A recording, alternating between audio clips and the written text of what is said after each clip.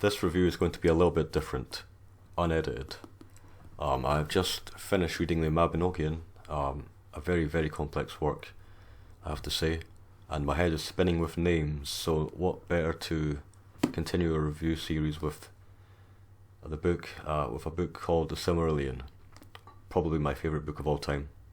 I usually review books, or think of books in distinct groups, everything that isn't Tolkien and Tolkien.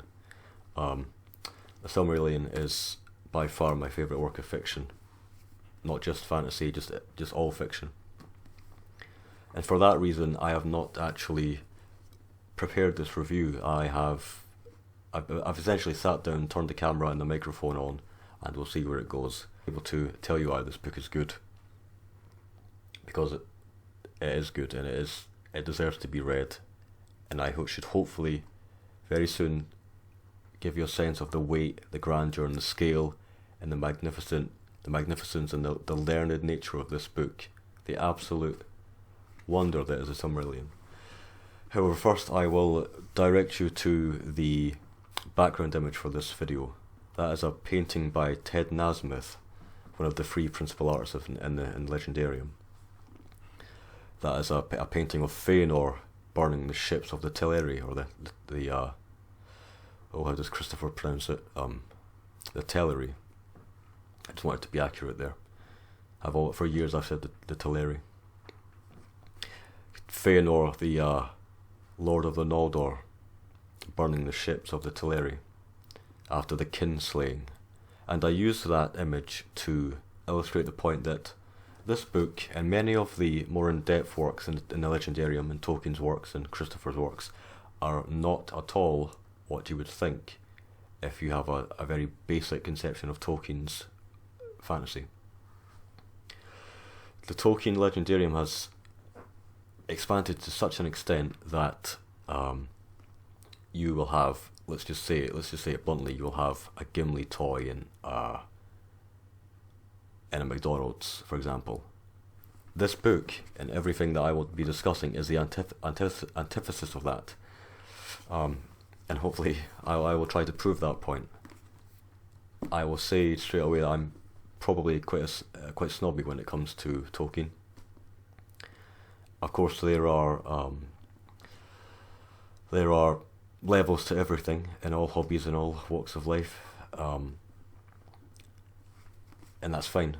I think I'm not afraid to say that. I think that people who put effort into things should be respected for it. I don't agree with the thing that for example, if you've just read The Hobbit, you know as much as somebody that's read 10 books on Legendarium. That's just ridiculous to me. But anyway, and I'd say, just to cap that off, that little bit of a contentious point off, that if one is the third Hobbit film, the last Hobbit film, probably the worst one. I've only seen the first one, and that's all I needed to see. If one is the last Hobbit film and 10 is the last volume of the history of Middle Earth, I'd probably say I'm about 7.5 or 8. I've read about 10 Tolkien books, so there we go. Just to give a bit of background. So let's begin. I'm just going to quickly read off the back page, just to give you a framework if you're not aware of the Silmarillion. But I will assume that you've read, or at least are fairly familiar with the trilogy, the Lord of the Rings trilogy. J.R.R. Tolkien's epic, legendary precursor to the Lord of the Rings. The Silmarilli were 3 perfect jewels created by Fëanor, who's most gifted of the High Elves. When the first Dark Lord, Morgoth, stole the jewels and set them within an iron crown in the impenetrable fortress of Angband, Fëanor and his kindred took up arms against the gods and waged a long and terrible war to recover them. This is the story of the heroism of elves and men in the first stage of Middle-earth, the foundations of the world and its peoples before the great events recorded in The Hobbit and The Lord of the Rings. A creation myth of singular beauty, magnificent, at times rises to the greatness of true myth. One of the motifs that will run through this book is the scale, the grandeur, and the learnedness of the work. Before I go any further, and try and give a little bit of background just from my knowledge of how this book came to be, I'm eager to show what this book is like.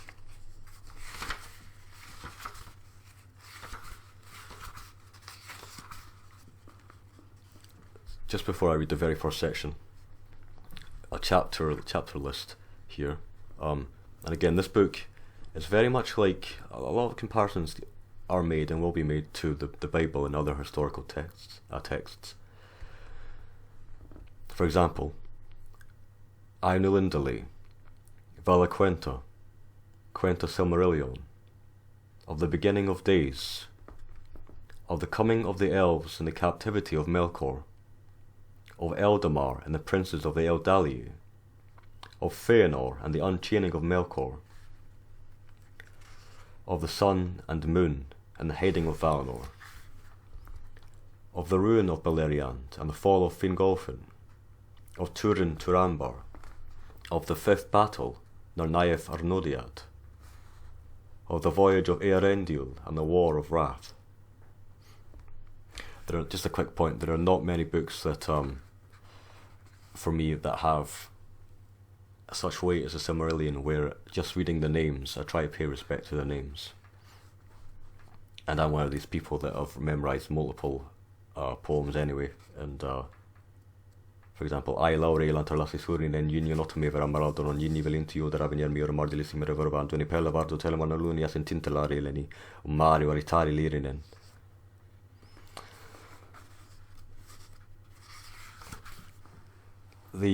I will read the Ainulindale, part of the Ainulindale, the first section, an incredible passage or section which is quite, there's a lot of parallels to to Genesis, of course. The music of the Ainur, or Ainulindale. There was Eru, the One, who in Arda is called Iluvatar, and he made first the Ainur, the holy ones that were the offspring of his thought, and they were with him, before aught else was made, and he spoke to them, propounding to them themes of music, and they sang before him, and he was glad. But for a long while they sang only each alone, or but few together, while the rest hearkened, for each comprehended only that part of the mind of Iluvatar from which he came, and in the understanding of their brethren they grew, but slowly. Yet ever as they listened they came to deeper understanding, and increased in unison and harmony. And it came to pass that Iluvatar called together all the Ainur, and declared to them a mighty theme, unfolding to them things greater and more wonderful than he had yet revealed, and the glory of its beginning, and the splendour of its end, amazed the Ainur, so that they bowed before Iluvatar and were silent. Then Iluvatar said to them, Of the theme that I have declared to you, I will now that ye make in harmony together a great music, and since I have kindled you with the flame imperishable, ye shall show forth your powers in adorning this theme, each with his own thoughts and devices, if you will, but I will sit and hearken, and be glad that through you great beauty has been wakened into song. To me, this book encapsulates everything that a fantasy work should be. It is a quintessential secondary world creation. It was written over a very, very long period of time, edited by Christopher Tolkien, who sadly passed away actually a year ago, just pretty much a year ago. This book was edited by Christopher and a companion of his, a student of his, I should say, Guy Gavriel Kay, who worked on the Tegana books and all the historical fiction books. I've actually not read him yet. I'm planning to read him this year. But that aside, this book was an immense work of immense feat of persistence and endurance for Christopher.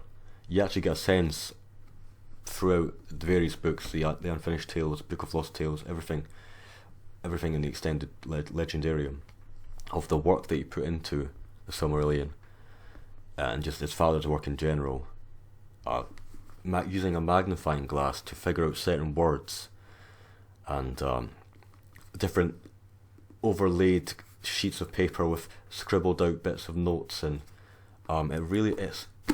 I think in almost every book in this review series, I've said something to do with a historical tome, or it feels like a historical ancient text. This is the historical ancient text, or at least it feels like that anyway. The book had its conception way back before when Tolkien was a young man, essentially. This has its conception in the early 1900s, really, with the fall of Gondolin and the Lay of Leithian and all the. Really, it's one of those things where you just can't. I don't think you can get to the end. Even Tolkien experts acknowledge how detailed this work is. I say this work, I mean just the whole Legendarium, which is everything from The Hobbit to the very last volume in the very extensive History of Middle-earth series, of which I will admit I've only read one of them so far, the Book of Lost Tales Part 1. The learned nature of the work is it's astonishing. It's actually a point of contention for me, really, where people will say that various fantasy authors have a sense of weight to them, and a sense of historicity, and a sense of myth-making, or mythopoeia, or in the sense that their work is just as in-depth as Tolkien, but that's just not true. There's no more work that is more in-depth than Tolkien's Silmarillion or Unfinished Tales or any of the works. I have been a fan of Tolkien for a very long time now, and I have not. I mean, there are pages that I can just turn to a book and I'll say I don't actually know what that name means, or an obscure word or etymology where I just feel like I haven't even began to understand it. And I've read 10 Tolkien books, and even my brother as well, who's read this book, we'll just sit and talk about it, or for example, or write documents with color-coded names and graphs and stuff, and even after all that effort to try and understand this work, there will just be, if I could just choose a page, and there'll be so many names that it feels like a real compendium of lore and myth.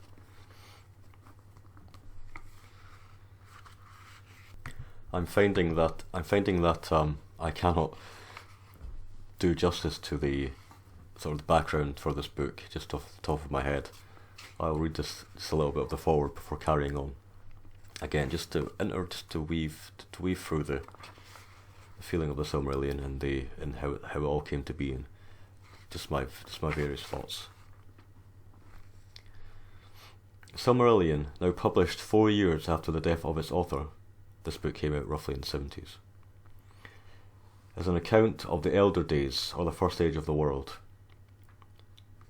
Not only, however, does the Silmarillion relate the events of a far earlier time than those of The Lord of the Rings, it is also, in all the essentials of its conception, far the earlier work. Indeed, although it was not then called the Silmarillion, it was already in being half a century ago, and in battered notebooks extending back to 1917 can still be read the earliest versions, often hastily penciled, of the central stories of the mythology. In terms of the contents of the book, of course I've given you a brief description of the Ainulindale, delay, and I've read the back of the book and told you that it deals with elves and men in the first age and the wars of the Silmarilli. However, it's much more than that in a sense, because it deals with the rise and fall of multiple kingdoms, Nargothrond, Gondolin, Doriath, many kindreds and peoples and races rise and fall. In the truest sense, it feels like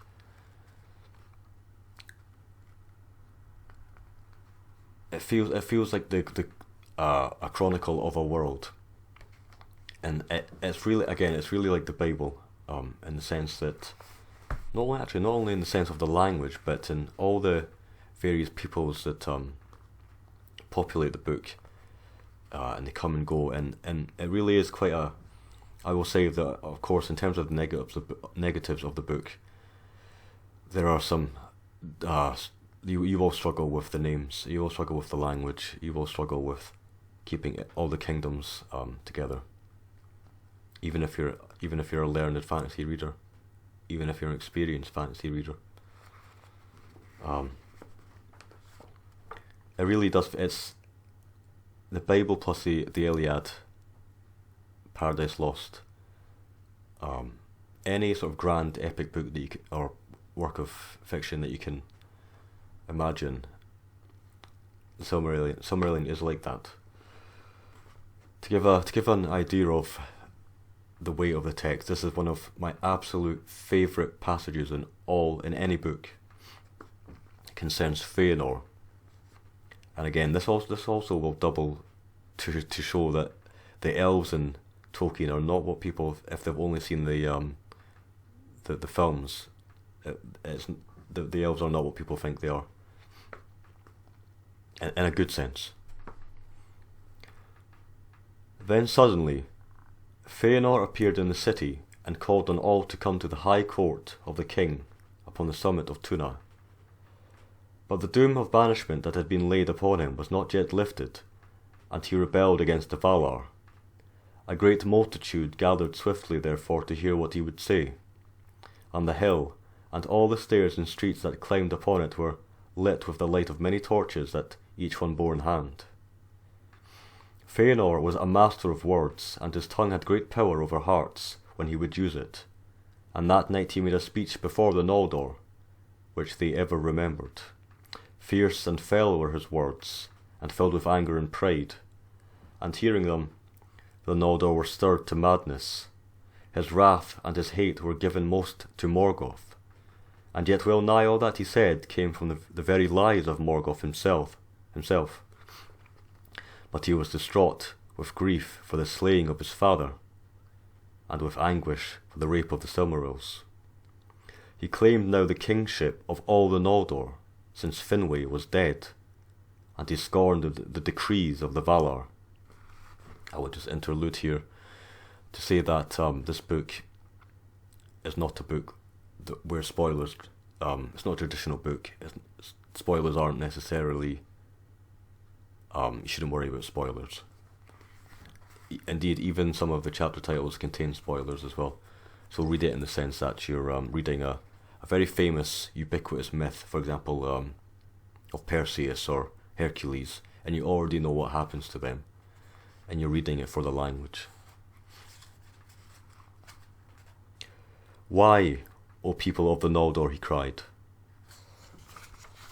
Why should we longer serve the jealous Valar, who cannot keep us, nor even their own realm secure from their enemy? And though he be now their foe, are not they and he of one kin? Vengeance calls me hence, but even were it otherwise, I would not dwell longer in the same land with the kin of my father's slayer, and of the thief of my treasure. Yet I am not the only valiant in this valiant people. And have you not all lost your king? And what else have you not lost, cooped here in a narrow land between the mountains and the sea? And here is a passage that gives me goosebumps. Here once was light, that the Valar begrudged to Middle-earth, but now dark levels all. Shall we mourn here deedless forever, a shadow folk, mist haunting, dropping vain tears in the thankless sea? Or shall we return to our home? In Cuiviénen sweet ran the waters under unclouded stars, and wide lands lay about where a free people might walk. There they lie still, and await us who in our folly forsook them. Come away, let the cowards keep this city. I'm happy that passage exists, because that's all you need to read to get a sense of this book. That is on page 88 of about 400-ish. Yes, the book is certainly stirs the emotion, And really, it's on page 88. That is the beginning of a series of very, very long wars and protracted conflicts, and the rise and fall of kingdoms.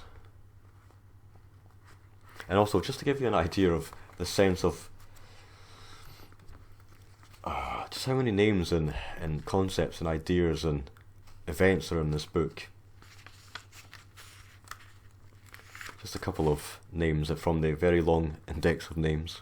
Hithlum, Hollin, Huan, Hurin, Hyarmentir, Idril, Ilmari, Ilúvatar, Imlach, Indis,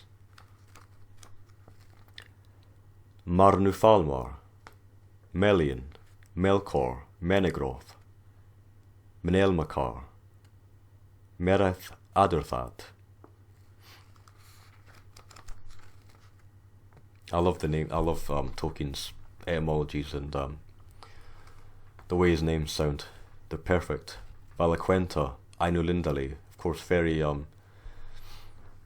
inspired by Finnish and Welsh. Tarminiatur, Sulimo, Talafdurnan, Tarpalantir, Tarnufuin, Teglin, Thingol, Thuringwethil, Tol Eresea, Tolingaroth,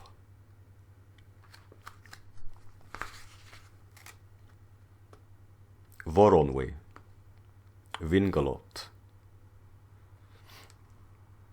I had to stop myself there. Actually, the names are too great. So yes, I'm probably going to end the review here. Actually, shorter than most of my other reviews. I will end on some excerpts I will choose to try and illustrate the point a bit more. But again, I think from this review, if you're not convinced that the book is worth reading, that's fair enough, and Tolkien's work just isn't for you. But yes, of course I'd highly recommend giving this book a read. It will probably take some time, and you'll probably struggle with it, and I certainly struggled with it. But yes, I think I'll end here just by giving you some excerpts. I use this excerpt just to give an example of the nature of the text from this preface that Tolkien gives, but also in the terms of the vast quantity of names and the lay of Beleriand, where most of the events take place. Chapter 14 of Beleriand and its realms. This is the fashion of the lands into which the Noldor came, in the north of the western regions of Middle-earth, in the ancient days, and here also is told the manner in which the chieftains of the Eldar held their lands and the leaguer upon Morgoth after the Dagor Aglareb, the third battle in the wars of Beleriand.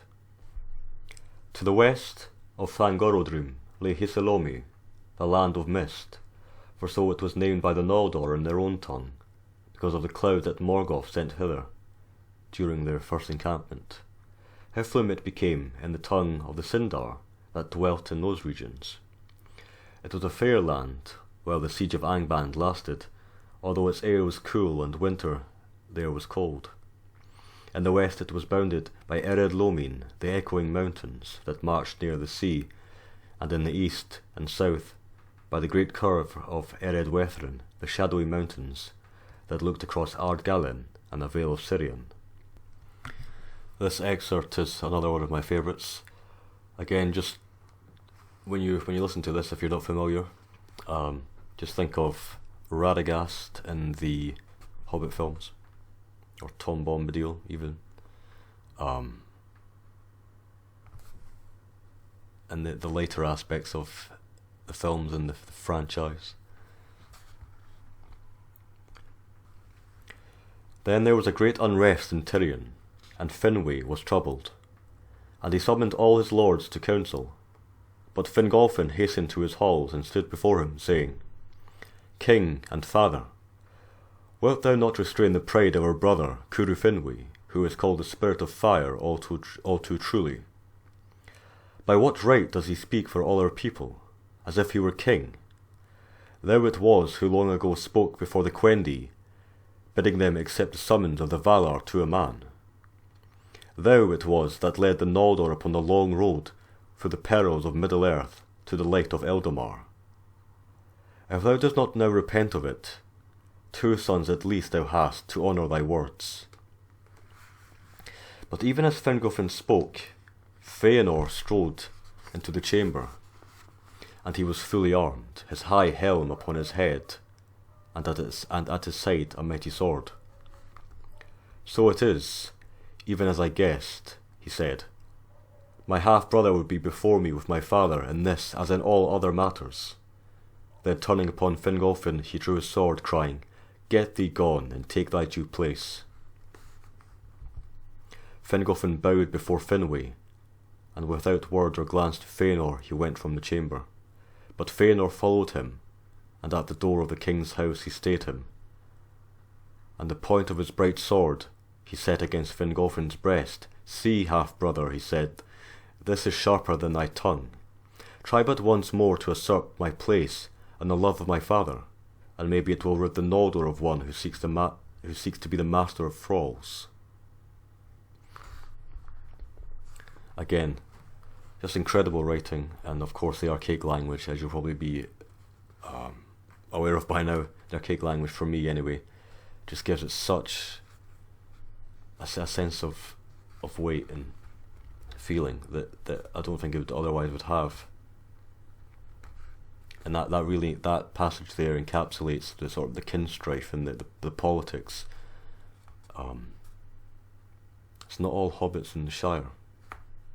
There are just so many passages in this book, so many things I haven't said. There are so many almost indescribable epic events. The fall of Ancalagon the Black, a dragon the size of multiple mountain ranges, or the 3 main peaks of Fangorodrim.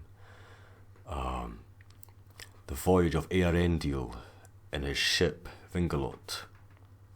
The thrusting of Morgoth through the doors of night, the celestial events, the creation of the gods, the wars that literally shape Arda, the world, great political wars and events. And Ar-Pharazôn said, Who is the Lord of the Darkness? Then behind locked doors Sauron spoke to the king, and he lied, saying, It is he whose name is not now spoken, for the Valar have deceived you concerning him, putting forward the name of Eru, a phantom devised in the folly of their hearts, seeking to enchain men in servitude to themselves. For they are the oracle of this Eru, which speaks only what they will. But he that is their master shall yet prevail, and he will deliver you from this phantom. And his name is Melkor, Lord of all, giver of freedom, and he shall make you stronger than they. Then Ar-Pharazôn the king turned back to the worship of the dark, and of Melkor the lord thereof, at first in secret, but ere long openly, and in the face of his people.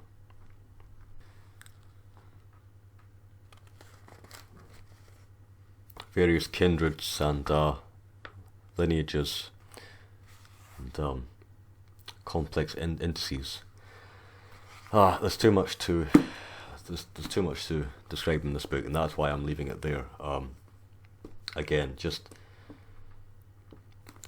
you could write theses on this book. You really could, PhD theses. There's so much to say. I hope this has inspired you to read the Silmarillion. Of course, if you haven't read what I would say are the lesser works, if you've not read the Hobbit and The Lord of the Rings trilogy, read those first. You have to read those first if you want a good grounding. But then come out of that and come out into the cosmos and expand and seek the wonder that is the Silmarillion, and really, and you will have a much more in-depth appreciation, much more developed appreciation for what you see in the films and everything else. You will know how old Galadriel is in and what the rings really mean, and all the other sort of surface level events and peoples and races and kindreds, they will all become much more important. So that was the Silmarillion. Thanks for watching. Namari.